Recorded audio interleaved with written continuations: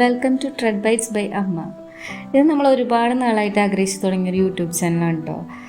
അപ്പോൾ ഇതാണ് നമ്മുടെ ആദ്യത്തെ വീഡിയോ. എല്ലാവരും ചെറുതായിട്ടൊക്കെ ഒന്ന് സപ്പോർട്ട് ചെയ്യുക. ഓക്കെ, അപ്പോൾ നമുക്ക് നേരെ വീഡിയോയ്ക്ക് പോകാം കേട്ടോ.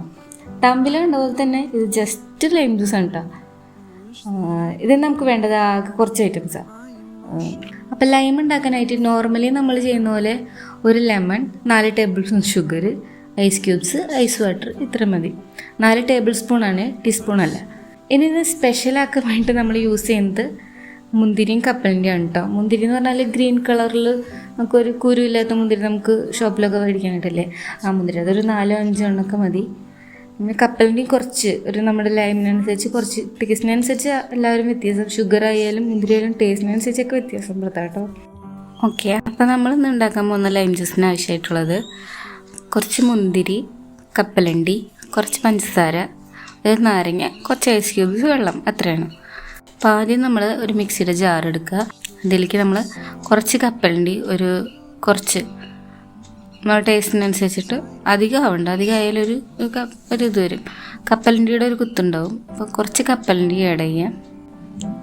അതിനുശേഷം നമുക്കതിലേക്ക് കുറച്ച് മുന്തിരി എന്ന് പറഞ്ഞാൽ ഈ പച്ചമുന്തിരി തന്നെ യൂസ് ചെയ്യണം കേട്ടോ. പച്ചമുന്തിരി എന്ന് വെച്ചാൽ കുരുല്ലാണ്ട് നമുക്ക് കിട്ടുന്ന ഒരു ഗ്രീൻ കളറിൽ ഉള്ള മുന്തിരിയില്ലേ, ആ മുന്തിരി നല്ല മധുരമാണ്. ഇതിന് നല്ല മധുരമുള്ള മുന്തിരി തന്നെ നോക്കിയിട്ടെടുക്കുക. കാരണം നമുക്ക് ലൈമിന് അത്യാവശ്യം പുളിയൊക്കെ ഉണ്ടല്ലോ, അപ്പോൾ മധുരമുള്ള മുന്തിരി നോക്കിയിട്ടെടുക്കുക.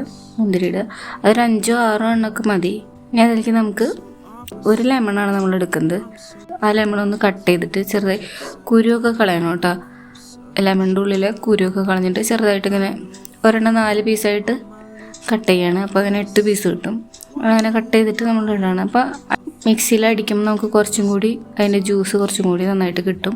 അതിനാണ് നമ്മളിങ്ങനെ കട്ട് ചെയ്തിട്ടിടുന്നത്. തൊലിയൊന്നും കളയണ്ട കേട്ടോ. തൊലി കളയാതെ തന്നെ നമ്മൾ ഡയറക്റ്റ് ആ കുരു മാത്രം കളഞ്ഞിട്ട് ഡയറക്റ്റ് മിക്സിയിലേക്ക് ഇടാം. ഓക്കെ, അപ്പോൾ അത് നമ്മൾ മിക്സിക്ക് ഇടാണ്.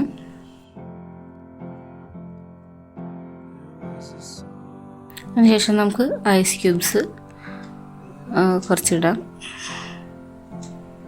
ആവശ്യത്തിനുള്ള തണവിന് വേണ്ടിയിട്ട് കുറച്ച് ഐസ് ക്യൂബ്സ് ഇടാം.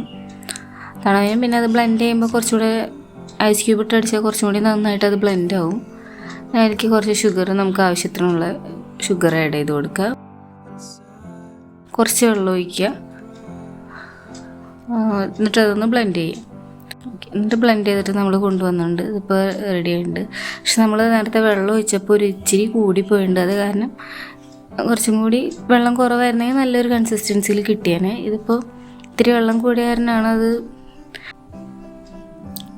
അപ്പം നമുക്കതൊന്ന് അരിച്ചു കൊണ്ടുവരാം. അടിപൊളിയാണ്, എല്ലാവരും ട്രൈ ചെയ്യുക.